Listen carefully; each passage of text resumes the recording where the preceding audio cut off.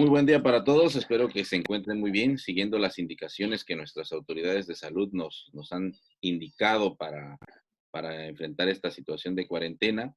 Y en este proyecto que tenemos de ir teniendo conversaciones, de tener charlas con diferentes personas que a lo largo de mi vida, a lo largo de mi formación profesional, pues me he ido encontrando.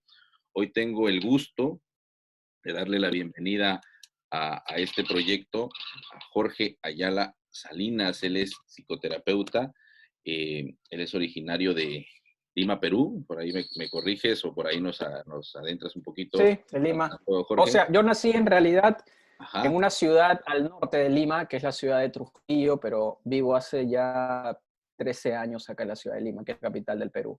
perfecto. Pues Jorge, primero que nada, muchísimas gracias por tu tiempo, por estar aquí para compartirnos un poco acerca de lo que tú haces. Y precisamente sobre esto es lo que quiero iniciar con la primera pregunta, ¿no? Que nos platiques qué es lo que tú estás haciendo, cómo es que llegas a esto de la psicoterapia que observo en tus redes, que veo en tus redes, que lo haces con mucha pasión, con mucha proactividad, ¿no? Toda esta parte de ir construyendo y si hay una persona que veo que le ha sacado muy buena partida a esto de las redes sociales para llegar a información, para compartir información, para generar contenido, pues eres tú. Entonces, me gustaría, tienes una comunidad grande en México, ¿no? He comentado en uno de tus videos que Ujú. México es el número uno cuando de repente se trata de ver algún evento tuyo. Eh, en Oaxaca Sí. es una comunidad también grande de seguidores, pero pues me gustaría que los platicaras, ¿no? Para aquellos que todavía no han tenido la suerte de encontrarse contigo a tu trabajo, este, ¿qué es lo que estás haciendo? Bueno, México es como mi segunda patria, ¿no? Fue el país que apenas empecé a compartir mi trabajo, adoptó rápidamente, lo adoptó rápidamente y empecé a tener mucha gente de México que seguía mi trabajo, mi,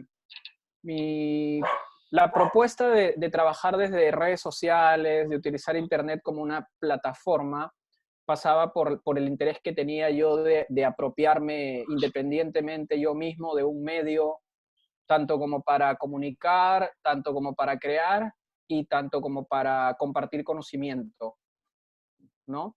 Eh, es difícil trabajar, digamos, cuando se trabaja como yo aspiro de alguna manera a trabajar, es difícil hacerlo desde alguna institución. Yo he pasado por la universidad, he sido docente universitario, he tenido trabajo administrativo también en universidad y de alguna manera conozco cómo es que se mueven muchas instituciones universitarias, lo conozco desde adentro y sé que muy pocas son las que se mueven realmente por un amor al conocimiento y más bien se mueven por otros intereses distintos a los intereses por los que creo yo debería moverse una universidad.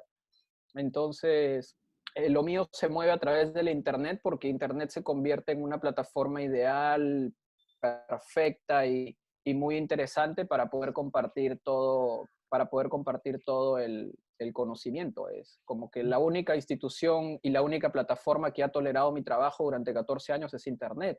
No he durado tanto en ningún otro lugar y en ninguna otra plataforma que no sea Internet. Y cuando yo empecé a desarrollar este trabajo, realmente Internet estaba, o sea, las redes sociales estaban en ese momento haciendo su aparición, empezaban a, en esa época, te estoy hablando hace aproximadamente unos, no, 12 años aproximadamente, o 13 años, esto de los blogs, esto de las redes sociales y esto de las plataformas que estaban utilizando muchas personas para compartir conocimiento era una novedad. Entonces yo decidí instalarme allí porque me interesaba compartir, me interesaba mucho compartir lo que estaba haciendo, pero no, me interesaba mucho más que compartir, me interesaba poder permitirme que mi trabajo entre en diálogo con otros trabajos, que mi conocimiento entre en diálogo con otros conocimientos para desde ahí fortalecerlo y para desde ahí empezar a construir precisamente esto, ¿no? Una comunidad que ha sido siempre lo que de pronto he perseguido, una comunidad con la que conversar, una comunidad con la que dialogar y una comunidad con la que compartir. A Internet se hizo en ese momento para mí la plataforma ideal. Y todo este contenido que compartes en Internet veo que tiene un eje central, ¿no? Que es la terapia breve centrada en soluciones, ¿no? ¿Podrías Exacto. platicar qué es esto de la terapia breve centrada en soluciones? Ok. La terapia breve centrada en soluciones es un enfoque terapéutico que tiene ya aproximadamente unos 40 años de desarrollo, un poco más de 40 años de desarrollo. Es un enfoque originario de la ciudad de Milwaukee, en los Estados Unidos, y es un enfoque que cuando surge en la década de los 70, surge como una postura de resistencia frente a los discursos dominantes de la psicoterapia, que son el discurso de la psicopatología, el discurso de la normalidad y, y el discurso de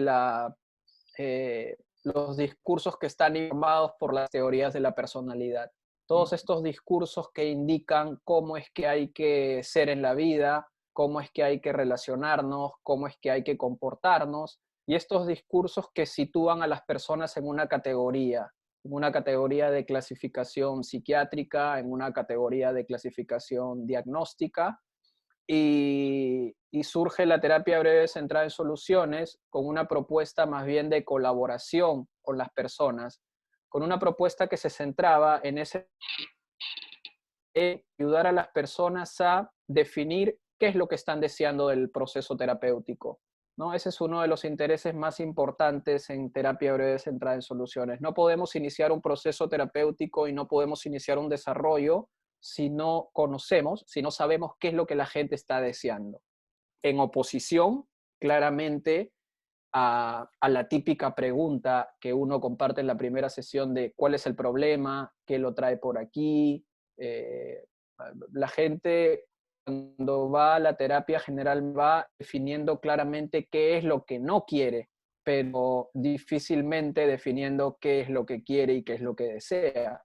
Es muy fácil que uno pueda decir, mira, ¿sabes qué? ¿Qué quiero? No quiero sentir este dolor en el pecho, quiero sentir esta tristeza, no quiero sentir esta angustia, quiero deshacerme de esta desesperación, quiero que me ayudes a sacarme la ansiedad.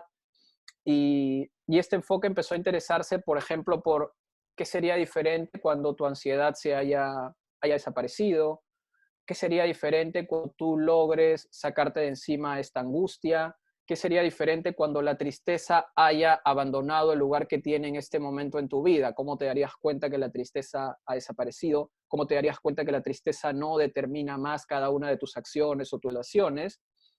Y y empezamos a darnos cuenta que una vez que la gente define qué es lo que desea, ese deseo se relaciona con algo que la gente ya conoce, con algo que la gente ya sabe, con algo de su experiencia que la gente ya ha vivido.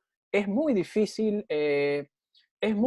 Enrique, que una persona cuando defina sus deseos, los define en función de algo desconocido, de algo que no conozca.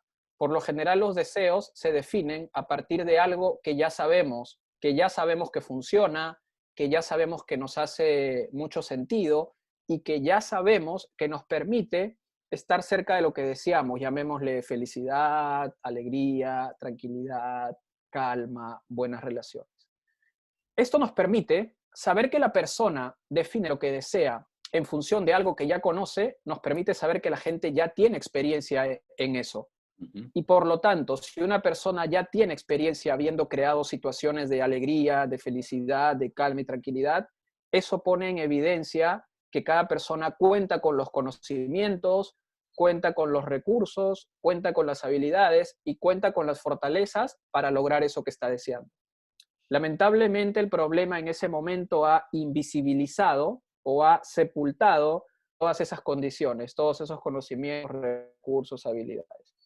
De manera entonces que el trabajo que hacemos es el de acompañar a las personas a descubrir todo eso que ha quedado invisibilizado, todo eso que ha quedado sepultado y todo eso que ha quedado enterrado bajo tierra, para que empiecen a surgir todos esos conocimientos, para ir creando, es como digamos, si tuviéramos que utilizar una metáfora, Enrique, es como la del se te pincha la goma del coche.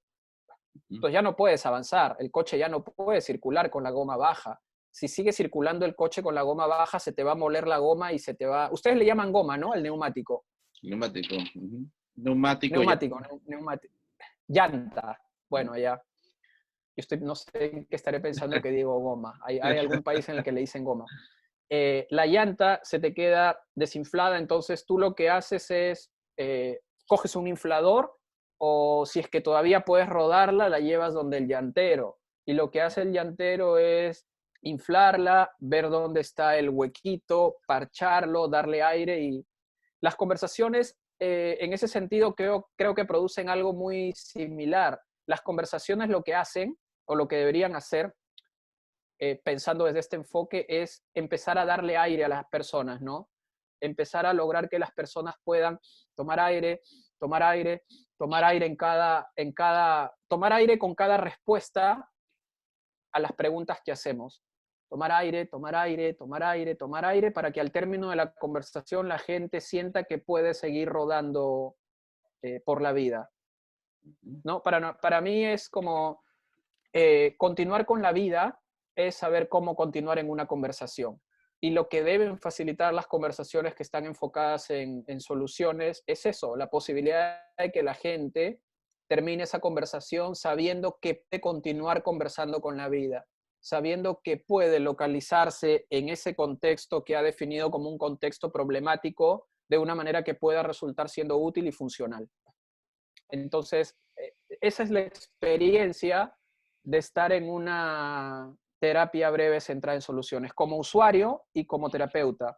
La experiencia de ir reconociendo que eso que deseamos es algo en lo que ya tenemos experiencia. Y por lo tanto, al ya tener experiencia, al ser algo que ya conocemos, inmediatamente podemos relacionarnos con una serie de condiciones que están definidas por nuestros conocimientos, nuestros recursos, nuestras habilidades y nuestra capacidad para poder lograr eso que queremos y estamos deseando lograr. Sí, mencionabas por ahí esta parte, ¿no? De la solución y el problema, que muchas veces nos centramos más en el problema que en la solución, que a veces parece un patrón hasta cultural, ¿no? Por ahí alguien comentaba, me parece que es Víctor Padilla, ¿no? Ya, Ujú.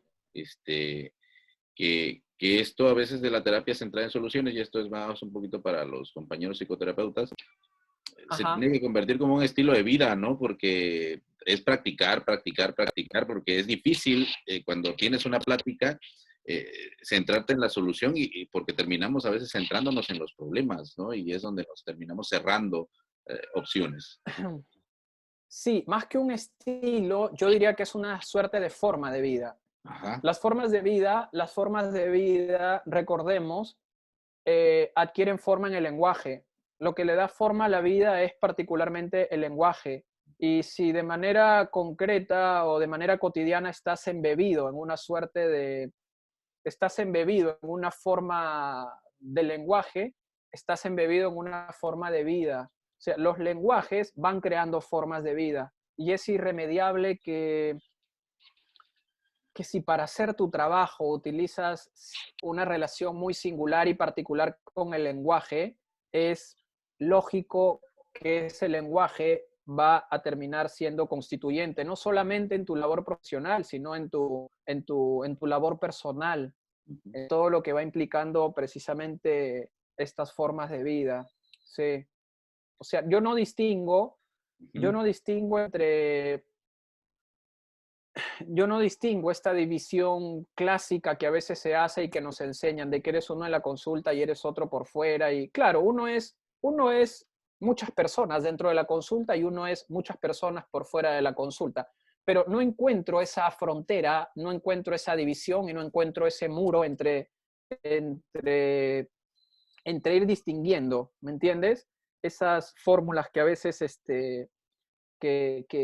esas maneras de ser que a veces son marginadas dentro de la consulta y que son marginadas por fuera de la consulta, me parece que para mí es como que muy porosa esa superficie que divide o separa la vida en consulta de la vida cotidiana, para mí es una superficie muy porosa, o sea, es una superficie que está bastante agrietada. Entonces es como que la vida está constituyendo el trabajo y el trabajo está constituyendo la vida. Y me parece que eso se da siempre en un bucle permanente y en un bucle constante. Creo que si no somos conscientes de esa relación, creo que si no somos conscientes o consideramos que nos vemos permanentemente en ese bucle, nos estamos perdiendo de una gran oportunidad de reflexionar y de poder hacer un trabajo y vivir una vida útil.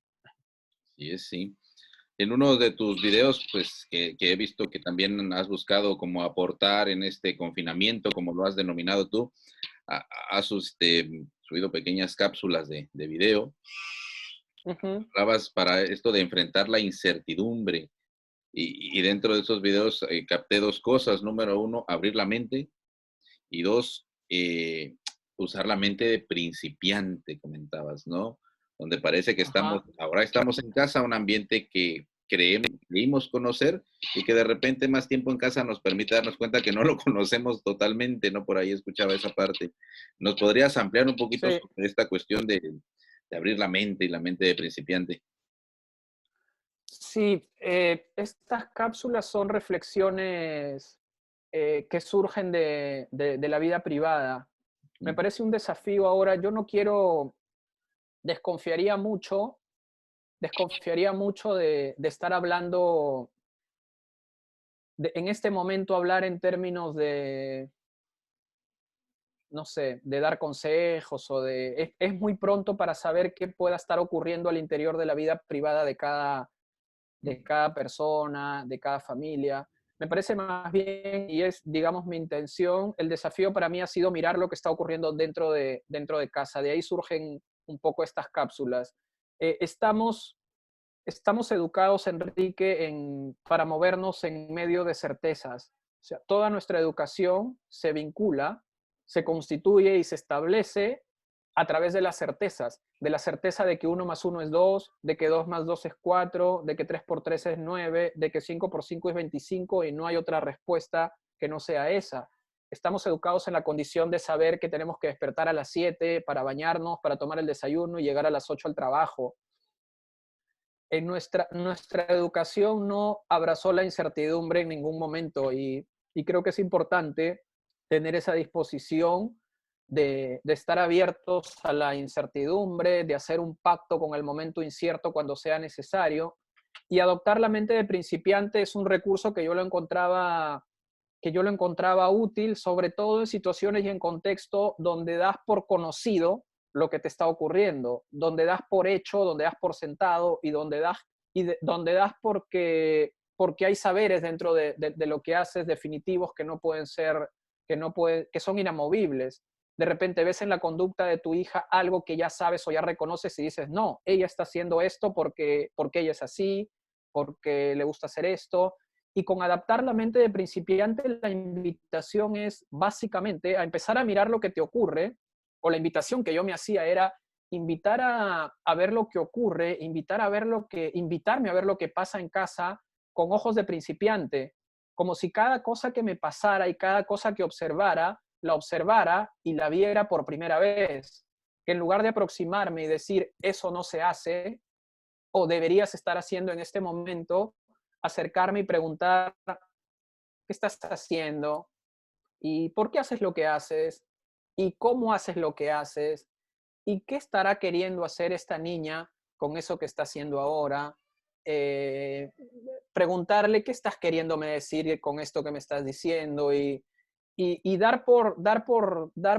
o sea, tomar esta actitud de que cada cosa que vemos la vemos casi como por primera vez, para movernos con curiosidad, para legitimar la experiencia de la otra persona, para permitirnos de repente a través de nuestra curiosidad y nuestras preguntas indirectamente estar haciendo un elogio o estar transmitiendo aprecio. Ese era un poco el interés que tenía con esta idea de la mente de principiante, de no dar por sentado que eso que ves ya lo conoces, sino asumir la actitud y la posición de que eso que ves es algo por descubrir y es algo todavía por crear o es algo con lo que podemos aportar en su creación. Sí, esto es muy cierto. De repente Hay cosas que creemos conocer, como mencionas tú, y de repente hay un detalle que lo cambia todo, ¿no? Que reestructura todo en esto. Exacto. Sí, fíjate, ¿no? Una ocasión, escuchando uno de tus videos, me inspiró este pensamiento, ¿no? De que en muchas ocasiones, si no es que en todas, creo yo, pero sí en la gran mayoría, las personas necesitamos escuchar o saber o descubrir qué estamos Ujú, haciendo bien, ¿no? Porque muchas veces ujú, ya nos han dicho que estamos haciendo mal. Esto me lleva a la siguiente pregunta, a la persona, ¿no? ajá, Hace rato, cuando nos hablabas de la terapia breve centrada en soluciones, hablabas mucho de que las personas tienen los recursos para enfrentar esto, ¿no? Ya conocen, ya saben, pero que son eclipsadas por el problema y todo lo que del problema deriva, ¿no? Que es la ansiedad, que es el no poder, todo esto, esta situación que implica, ¿no? ¿Qué has descubierto en tu experiencia en las personas? Porque también sabemos los que ya tenemos la oportunidad de conocer tu trabajo, que no te gusta esto de las etiquetas, que tú trabajas con personas. ujú. Hay dos cosas principales, ¿no? Hay dos cosas con las que intento moverme siempre en cada relación y en cada conversación. La primera tiene que ver con la idea de que las personas siempre estamos respondiendo. Las personas no somos pasivas frente a los problemas, frente a la adversidad o frente a las situaciones de crisis. Todo el tiempo estamos respondiendo, todo el tiempo estamos respondiendo. En esa respuesta es posible descubrir que todas las personas contamos con recursos, conocimientos y habilidades para salir adelante. Entonces, mi curiosidad se mueve a partir de eso. O sea, dar por sentado que esa persona con la que está en encuentro es una persona que ya tiene experiencia respondiendo a esa situación. Y al tener experiencia respondiendo a esa situación, puedes empezar a descubrir cuáles son los recursos, los conocimientos y todas las capacidades que están resultando útiles en ese momento. Digamos, esa es mi certeza, ¿no? Esas son las ideas con las que intento relacionarme todo el tiempo e intento siempre conservar que estoy frente a una persona, no estoy frente a un problema. Muchas veces me preguntan, oye, de hecho, ahora estamos haciendo un curso de introducción. Ujú. Lancé hace poco, bueno, lancé es un decir, porque ese curso ya tiene tiempo. Pero el curso de introducción ahora mismo mucha gente lo está haciendo. Entonces me ha permitido entrar en conversación con muchas personas que probablemente se aproximan a la terapia breve centrada en soluciones por primera vez. Entonces, una pregunta frecuente, Enrique, es la pregunta de, oye, ¿esta terapia funciona con personas que son farmacodependientes? ¿Esta terapia funciona con personas que tienen depresión? ¿Esta terapia funciona en tal o cual Esquizofrénicos, ¿no? trastorno? Ah, Esquizofrénicos, preguntan a veces, ¿no? preguntan a veces. Yo creo que ahí hay que hacer una distinción inicialmente en el lenguaje. Si uno se aproxima permanentemente a pensar que se encuentra frente a una persona depresiva, frente a una persona, está empezando a situar su trabajo a partir de un lenguaje que es patologizante, que genera diferencias a partir de la incapacidad o que asume que son personas incapaces. Y la tercera, el tercer peligro, el tercer riesgo es el de caer en la estigmatización. En estigmatizar a una persona o marginarla por una condición que ha sido determinada por un profesional, por una condición que ha sido determinada por un discurso, por una narrativa y por una experiencia, que ve tú a saber qué clase de experiencia. A mí me gusta pensar de que los diagnósticos son en realidad pseudodiagnósticos, ¿no? Me gusta pensar en que aquello que se dice de las personas que marca una distinción o una categoría es una pseudo categoría y es una pseudo distinción. Me gusta pensar que me encuentro más allá de la esquizofrenia, que me encuentro más allá de la depresión, que me encuentro más allá de un trastorno, y ese más allá, y en ese más allá está la persona. Entonces, me gusta pensar que cada encuentro es un encuentro personal, es un encuentro con una persona y no un encuentro con un problema. Y eso marca ya una distinción, porque pensar que te encuentras con una persona te permite interesarte y saber que te vas a mover con una persona y no te vas a mover en un problema o con un problema. Entonces creo que la persona es la persona es una categoría distinta a la categoría del problema. La persona nunca es el problema, el problema es el problema. Sí.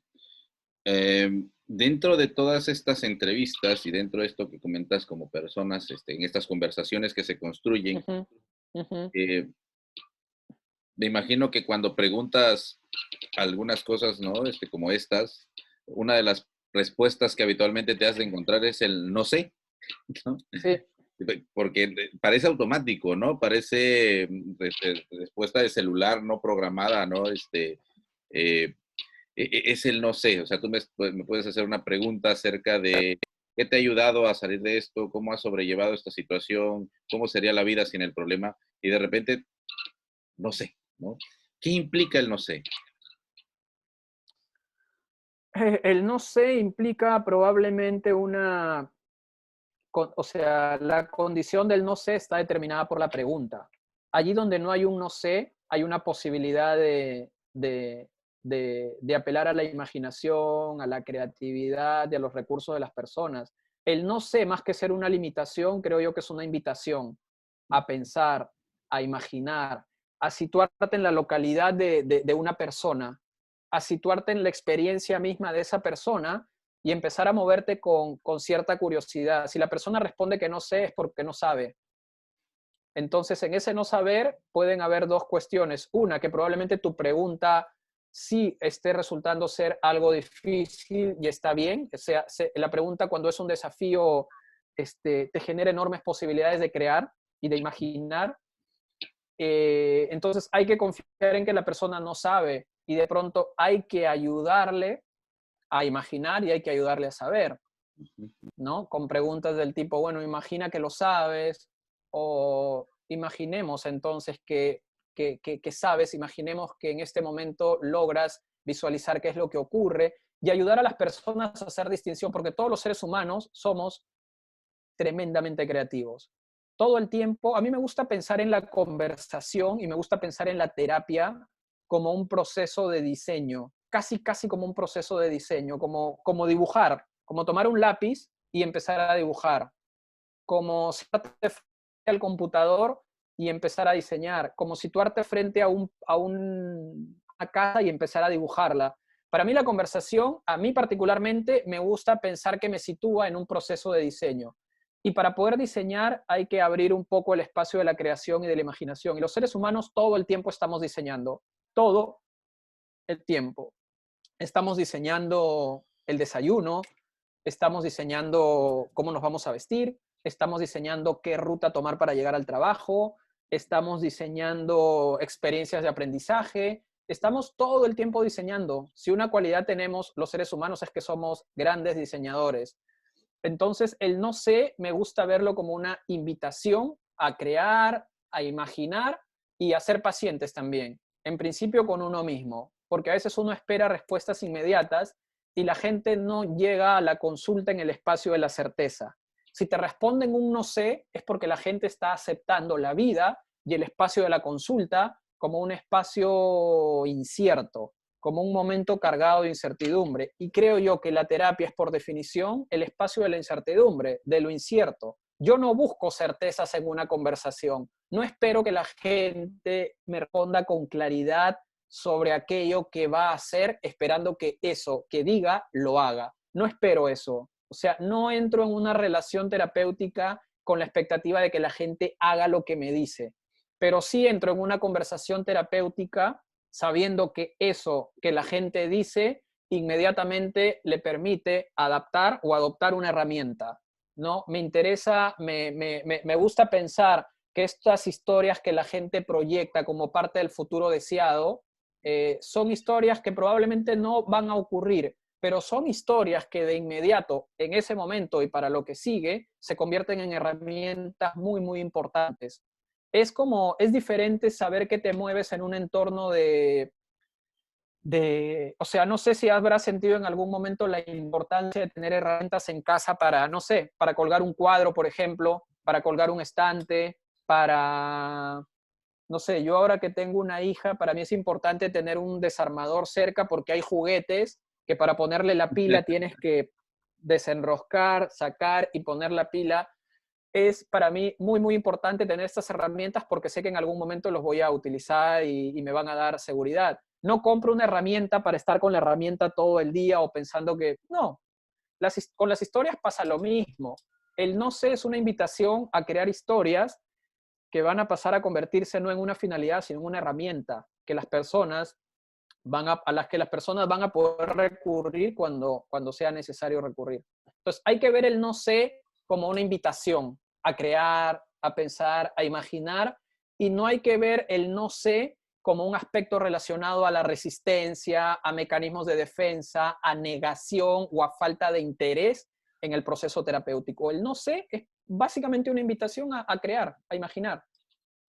Porque a veces un no sé también es un espérame tantito, ¿no? Déjame pensar en lo que te... Exacto, o un ayúdame, ¿no? Ayúdame a definir esto con un poco más de claridad y ayúdame a moverme en medio de ayúdame a moverme en medio de toda esta niebla, ¿no? Esta neblina.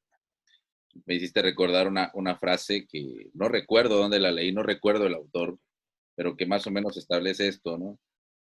Lo que no conozco, lo que no sé, no me causa problemas, ¿no? Lo que no sabes no te causa Ujú. problemas. Lo que te causa problemas es lo que no sabes que sabes, dicen, ¿no? Recuerdo esa frase, Sí, no recuerdo dónde la leí, pero siempre la tengo muy presente, ¿no? Porque a veces ajá, usando esta frase, de repente es como lo que dices tú, ayudarle a la persona a descubrir a esta situación que maneja, ¿no? Platicabas también exacto. de las preguntas. Hay una pregunta que yo veo que se utiliza demasiado. Puede ser útil en algún momento, pero de repente cuando tratamos de solucionar algo, creo que es muy poco útil, salvo tu experiencia y tu comentario. La pregunta del por qué, ¿no? El por qué dentro de esta cuestión de construir, de diseñar, ¿qué tan útil puede ser o qué tan poco útil puede ser? Porque es una pregunta que ocupamos mucho, ¿no? Cuando, como padres, como maestros, a veces como terapeutas también. A mí me gusta el por qué como una pregunta que puede generar posibilidades en un contexto determinado. Por ejemplo, ahora mismo acabamos de empezar un diplomado esta semana. Y la primera pregunta que hemos compartido para definir intención y definir propósito es la pregunta ¿por qué? ¿Por qué estamos aquí? ¿Por qué nos hemos inscrito a este diplomado? Y en ese contexto y en ese sentido, el por qué es una pregunta altamente generadora. Empezar por el por qué cuando estás iniciando un proyecto, cuando estás iniciando una relación, cuando estás iniciando un emprendimiento, cuando estás empezando, es una pregunta bastante, bastante generadora. ¿Por qué me expongo en redes sociales? ¿Por qué estoy aceptando ahora mismo esta entrevista con Enrique? ¿Por qué he decidido ponerme esta camiseta negra? Digamos, en esas condiciones, la pregunta del por qué puede ser una pregunta muy generadora, pero usualmente utilizamos la pregunta del por qué para que la gente nos explique algo vinculado con el pasado. ¿Qué distinción haría, no? Cuando preguntas por futuro y cuando preguntas por qué para analizar causas o consecuencias del pasado. El por qué puede ser una pregunta altamente culpabilizadora o altamente estigmatizante, ¿no? Cuando preguntas, pero ¿por qué lo hiciste, no? ¿Pero por qué has hecho eso? ¿Pero por qué? En ese contexto, las preguntas del por qué me parecen preguntas inmovilizadoras. O sea, yo no uso la pregunta del por qué, no me gusta la pregunta del por qué en la consulta o en la conversación terapéutica. Es una pregunta que uso nada o poco. Me gusta la pregunta del por qué cuando colectivamente estamos iniciando un proyecto, por ejemplo, ¿no? ¿Por Sí. qué estamos aquí? ¿Por qué hemos elegido este diplomado? ¿Por qué has elegido, Enrique, entrevistarme a mí y no a cualquier otra persona?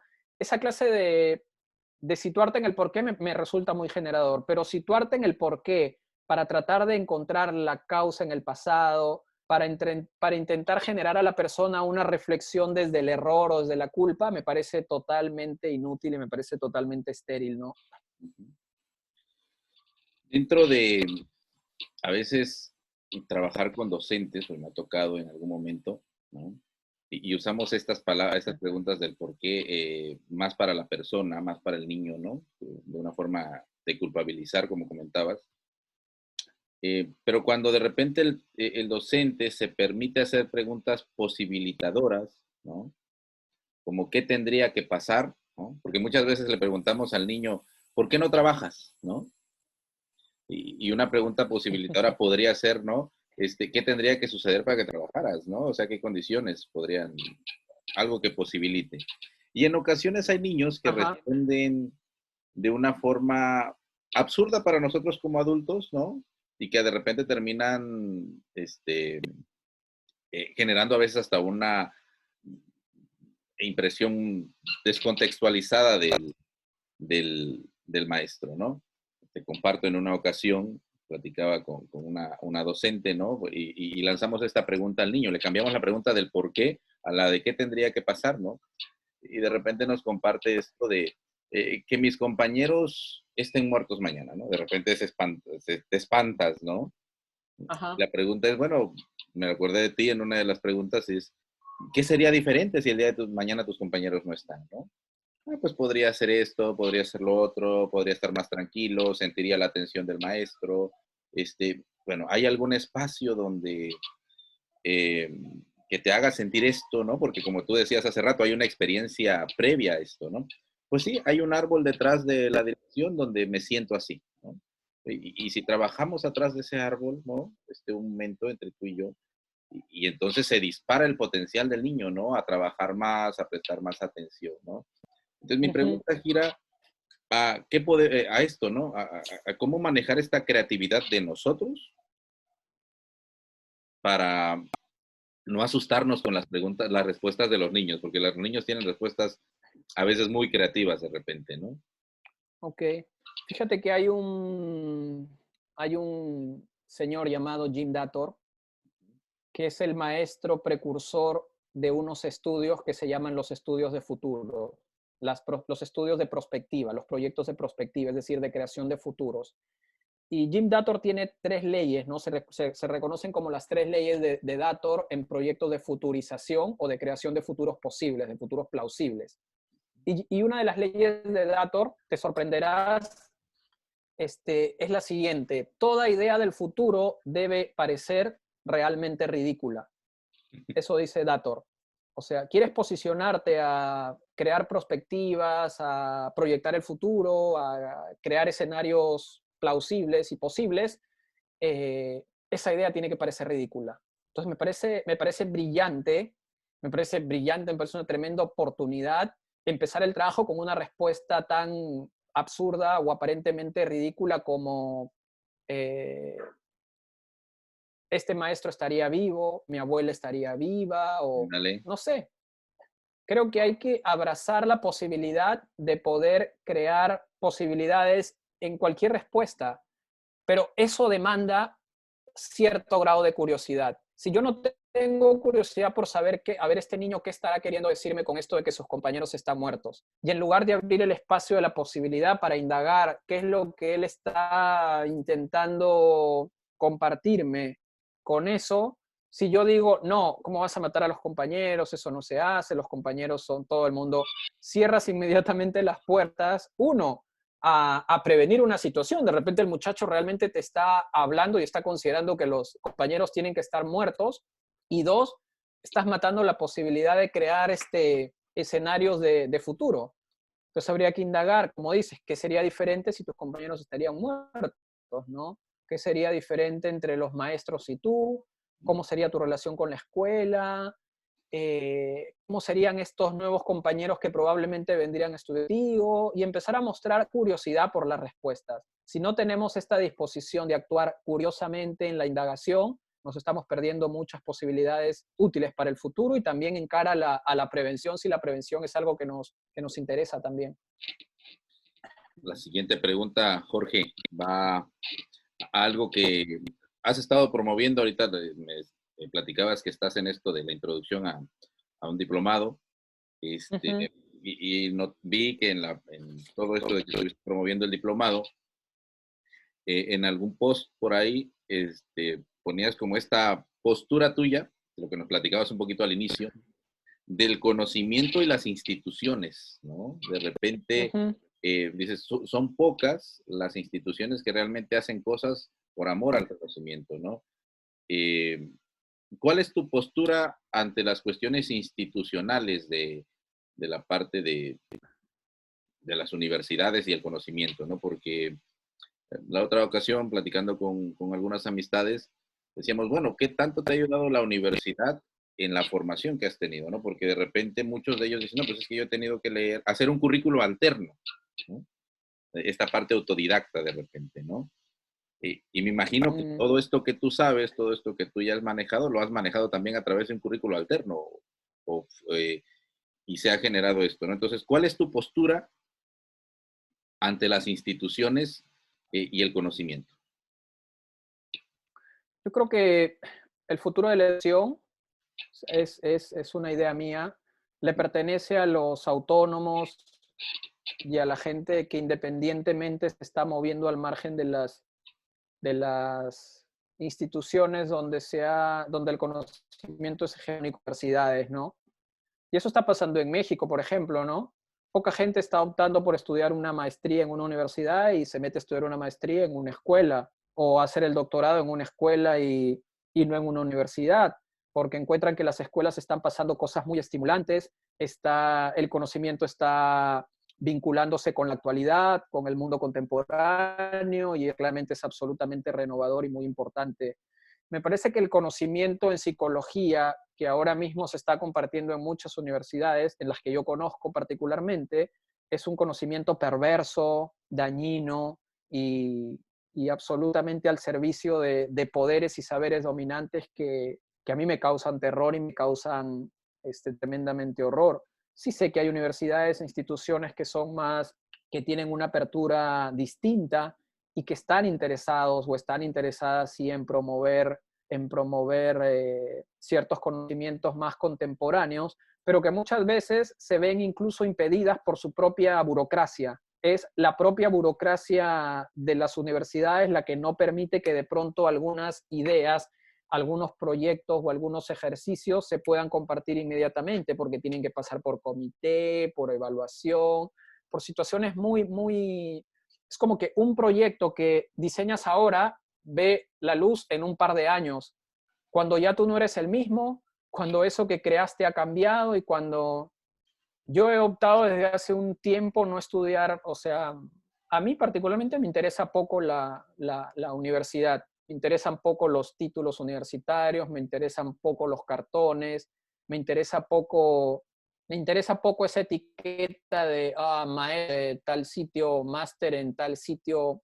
A mí particularmente me interesa poco. Para mí no ha sido algo que haya sido constituyente o haya sido... Sé que es importante pasar por una... Sé que puede ser importante. No estoy diciendo que no haya que ir a la universidad, pero sí digo y sí defiendo la idea de posicionarse críticamente en estos espacios de saberes y de conocimientos, de ser exigentes, de realmente reclamar lo que se tenga que reclamar y exigir lo que se tenga que exigir, ¿no? Entonces, yo confío en que el futuro de la educación le pertenece a las escuelas autónomas e independientes, no le pertenece a las universidades. Y eso se va a ver ahora con mucho más propiedad en este momento, en un momento que ya ir a la universidad en este momento no tiene sentido, no es posible y hay que hacer educación en línea y hay que estar buscando, quien quiera estudiar está buscando por ahí diferentes ofertas. Hay todavía quienes te preguntan, a mí me preguntan frecuentemente si lo que hago está acartonado por una universidad, tiene créditos. A mí particularmente, yo soy muy sincero en eso, no me gusta, aunque valoro que sea importante para algunas personas, me gusta que la gente sepa que, que no me gusta trabajar con esas condiciones, ¿no? Que no me interesa vincularme con gente que esté más interesada en un cartón que en el conocimiento. Me interesa vincularme con gente que se aproxime a un proyecto de aprendizaje y a una experiencia con el interés inicial y la curiosidad de que eso le permita poder crear habilidades, poder crear fortalezas y poder crear conocimientos que resulten útil en el mundo de la vida. sino que resulten útil para el currículum vitae o para adornar un papel o para adornar las paredes y decorarlas, eso no me interesa y en eso soy cada vez más, en eso me gusta cada vez más que haya mucha certeza en eso, ¿no? De que no van a encontrar eso si se aproximan a, por ejemplo, a mi escuela o si se aproximan a una experiencia de conocimiento conmigo, ¿no? Que sepan que eh, yo espero que el conocimiento que comparto, la promesa en el diplomado, Enrique, es que cada clase que hagas te permita al día siguiente aplicarla. O sea, la promesa que hacemos con el diplomado es cada clase que hagas te va a permitir adquirir y posicionarte con una idea que vas a empezar a poner en práctica desde mañana, ¿no? Para poder situarnos en ese bucle de teoría, experiencia, conocimiento, de que la gente pueda tener la oportunidad de que si termina la clase hoy, pueda mañana empezar a apropiarse de alguna idea y de que la siguiente clase pueda llegar teniendo un conocimiento resultado de esa apropiación y pueda decir, oye Jorge, mira, utilicé esta idea y dos cosas he descubierto. La primera es esta y la segunda es esta. Y permitirnos reflexionar a partir de esa experiencia y de poder contribuir a partir de esa experiencia con la teorización de esa teoría que hemos estado usando, que hemos estado aplicando. Yo en ese sentido soy como que contrainstitucional, a pesar de que enseño en una universidad, que soy docente de posgrado en una universidad en la que me siento absolutamente cómodo, en la que me siento absolutamente, en la que siento que estoy aportando, que la universidad me aporta y en la que siento que la universidad particularmente conmigo se mueve con mucha curiosidad, aún y siendo una universidad adventista. Es una universidad adventista con una filiación ideológica, religiosa, que tú dirías va a ser difícil moverte aquí, pero es la universidad en la que yo he encontrado particularmente más apertura. ¿No? Tengo el grueso de mis estudiantes, de las personas que, qué feo esta palabra, mis estudiantes, perdón, hago así la corrección. El grueso de gente que se vincula con estos cursos y con estas especializaciones provienen de la pastoral, son pastores,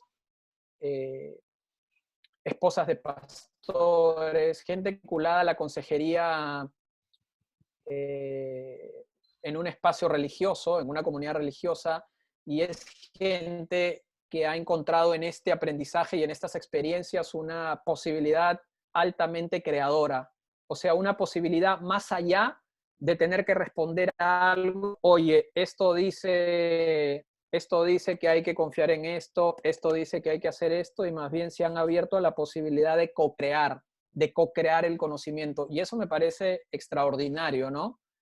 Pero creo que hay que ver más allá de las universidades, o sea, en definitiva, ¿no? Creo que hay que empezar a buscar allí, creo que hay que buscar más personas que instituciones, ¿no? O sea, me parece que el trabajo de poder encontrar una buena formación pasa pasa por la curiosidad que tengamos de explorar a qué personas nos acercamos, más que a qué instituciones, ¿no? ¿Quién es el profesor con el que voy a estudiar? ¿Qué experiencia tiene este profesor? Fíjate que hay programas, me sorprende mucho que hay programas académicos donde no sabes quién es el profesor.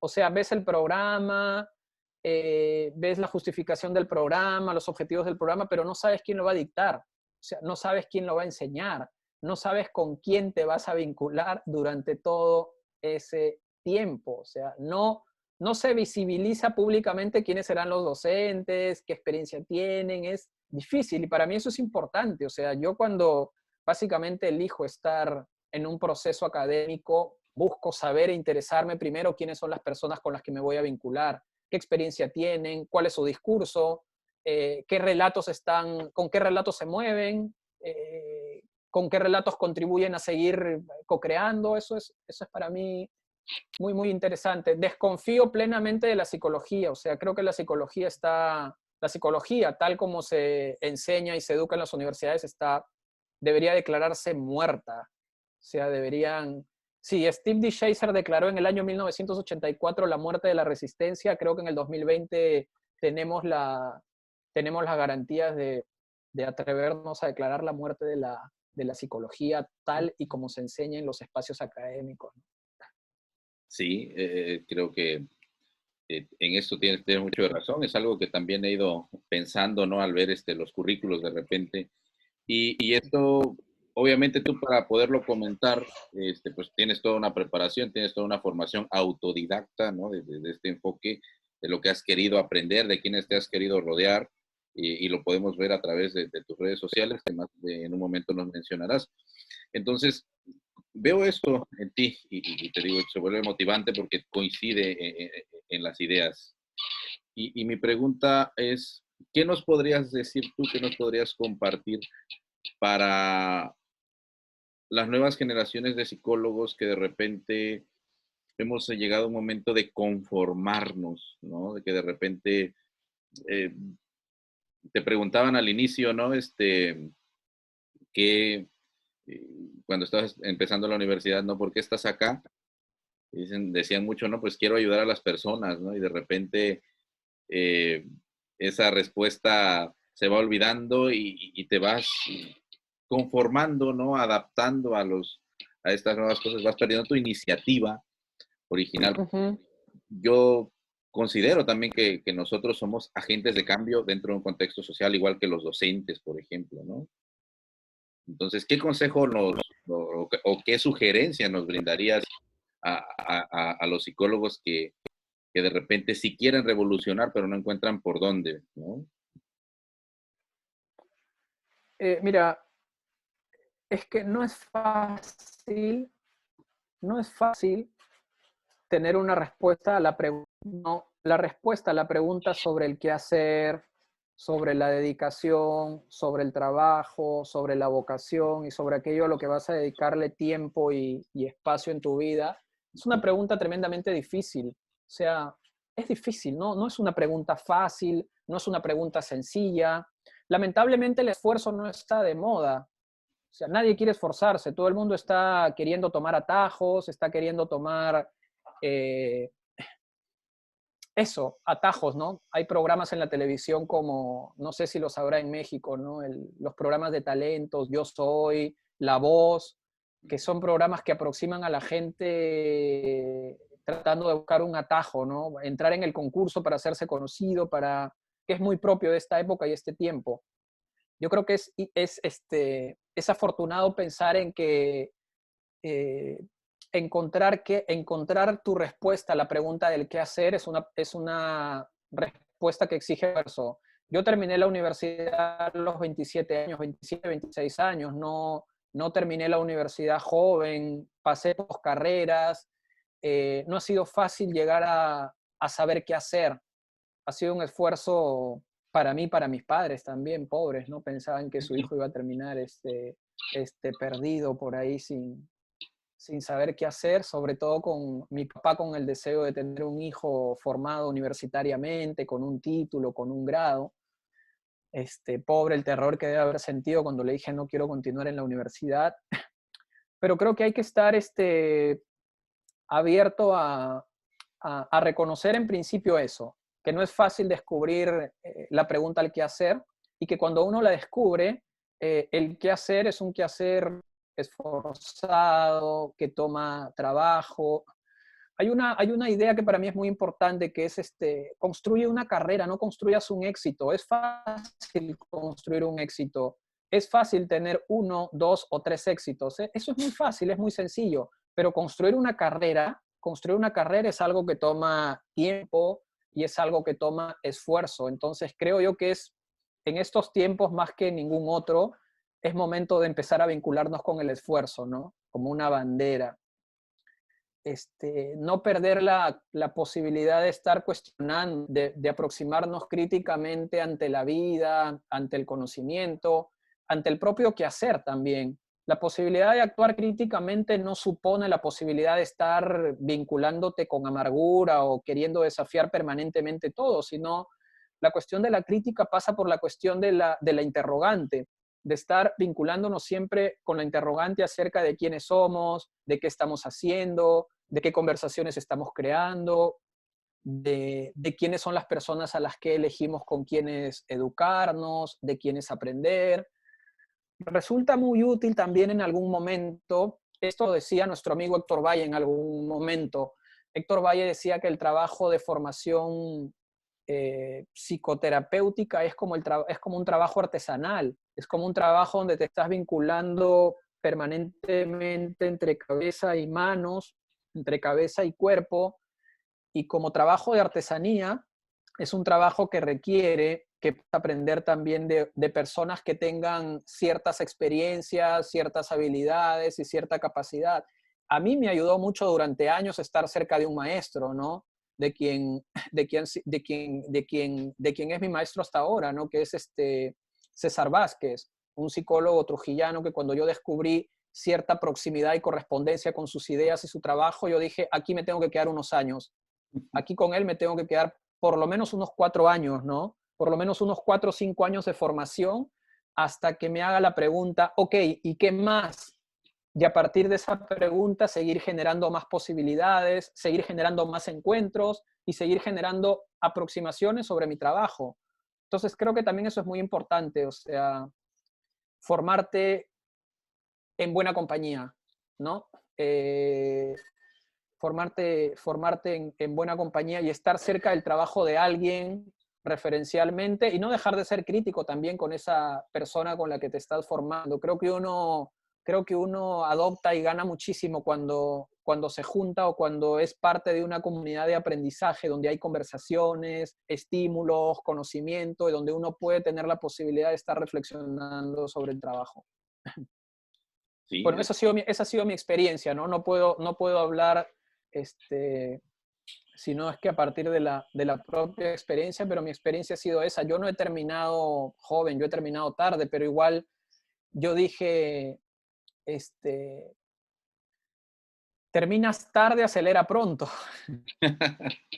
¿No? Y abajo también fue un trabajo de tratar de acelerar un poco con mucho esfuerzo, porque ya a los 27 es difícil que te den una beca, por ejemplo. Las becas te las dan hasta los 25 o 24 años cuando recién acabas la carrera. Entonces, si acabas una carrera a los 27, intentar por ahí adoptar una beca que generalmente le dan a la gente más joven, es difícil, pero no es el único medio. Hay otros medios más para seguir ahí construyendo sobre lo que estás deseando, ¿no? Que también es importante descubrir cuál es tu deseo, qué estás esperando que ocurra en 5 años, ¿no? En qué lugar quieres estar, con quiénes y cómo. También es una pregunta importante porque te permite ir construyendo los pasos necesarios para poder llegar ahí a eso que estás deseando llegar. así es, como dices tú, hay que trabajarlo, ¿no? Por ahí te he escuchado decir, por ahí más o menos, la otra vez leía una síntesis que hacías, ¿no? De un manifiesto, que lo llamas tú, y que me gustaría recomendar, pero pues me gustaría que tú lo platicaras más acerca del terapeuta estúpido. Ajá, sí. Ese es un manifiesto que yo escribí hace muchos años.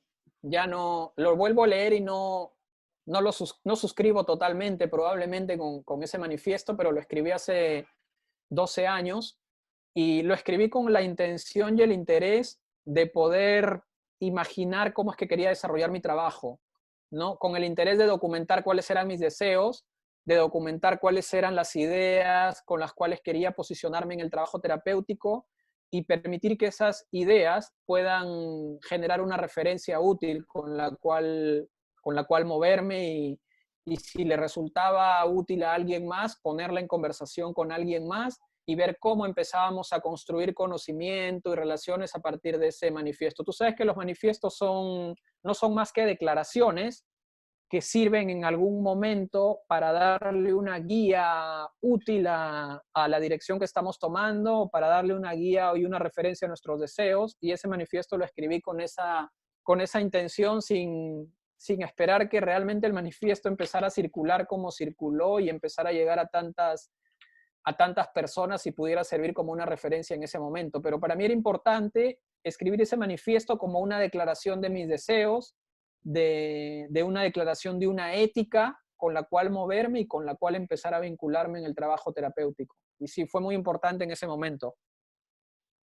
Me imagino que este manifiesto y otros más contenidos, pues lo podemos encontrar en tus páginas. ¿Dónde te podemos seguir? ¿Dónde te podemos encontrar? ¿Dónde podemos seguir tu trabajo? Porque, pues, platícanos, ¿en dónde podemos encontrar más sobre las ideas y el trabajo de Jorge Ayala?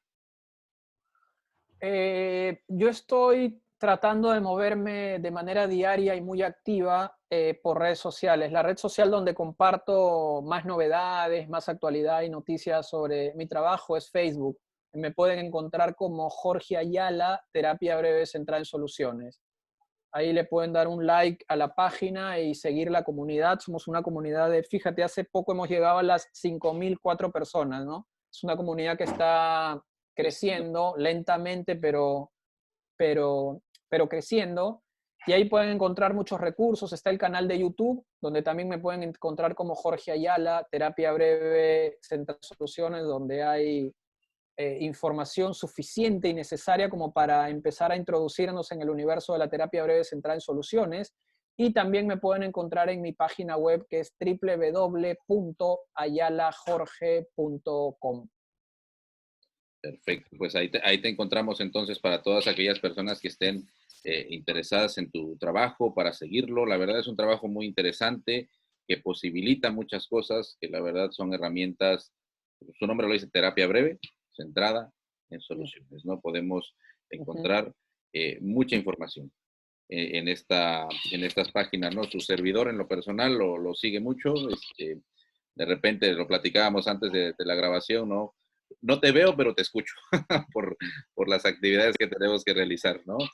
Hay por ahí, me Bueno, imagino, podcast, ¿no? pero pudimos compartir unas buenas horas ahí en Oaxaca aprendiendo. Así es, pues, del pasado 14, 15 y 16 de febrero, si no me equivoco, por ahí tenemos Sí. una foto ahí que marca ese momento y lo cual, pues, aprendí mucho. Previo ya te había empezado a seguir, ¿no? A ver los Ah, videos ok. para familiarizarme con el lenguaje que manejas. Este, y como decías tú, cuando haces clic, ¿no? En esta parte de decir, me puedo ir formando, puedo quedarme aquí un tiempo, este, Ajá. te posibilita muchas cosas, ¿no? El generar el aprendizaje. Y sí, eres una persona muy Sí. constante en redes sociales y esperemos que todos los interesados que vean esta charla que hoy tuvimos, pues te permitan seguir, se permitan, perdón, seguirte e ingresar a estos cursos, diplomados que manejas sobre este enfoque, ¿no? De la terapia breve centrada en soluciones. La verdad, los pasos que uno da en el crecimiento psicoterapéutico son gigantes, ¿no? Son gigantes porque se corrobora bastante, ¿no? Jorge, Uh -huh. pues muchísimas gracias. ¿Algo que deseas agregar por último? No, agradecerte, Enrique, por la oportunidad de conversar, porque creo que siempre es útil e importante y muy generador la conversación, porque nos permite espacio y oportunidad para pensar en lo que hacemos y para reflexionar, que es algo que se agradece siempre. Pues muchísimas gracias por tu tiempo, Jorge. Te agradezco muchísimo y Gracias esperemos más también. adelante coincidir nuevamente por aquí en Oaxaca. Genial, y un saludo para toda tu comunidad también. Muchísimas gracias.